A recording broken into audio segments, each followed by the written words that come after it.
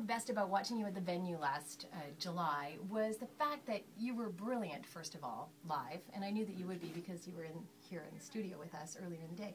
But you have one of the most action-packed live shows I've ever seen. You literally climbed the walls of the venue. It was amazing. It was fun. Are all shows like that?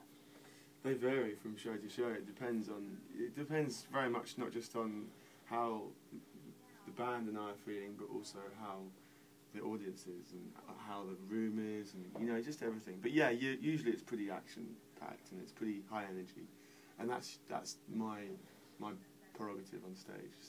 Is to just create as much energy as possible. So we can expect that in the lounge, and obviously tonight at the Vogue. Yes, we can.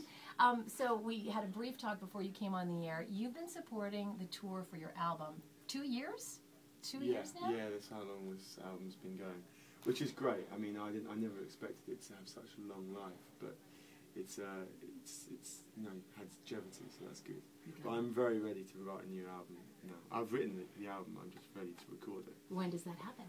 It's going to happen in the spring of next year, and then we're going to spend a good few months preparing for its release towards the end of the year, I'd say. I can't wait to hear that because I love the last album. I think it's fantastic. Thank you very much. I know that you have to go do a sound check, so I am going to let you go, but I'm going to leave everybody with just a little sample of you from your Hobo album.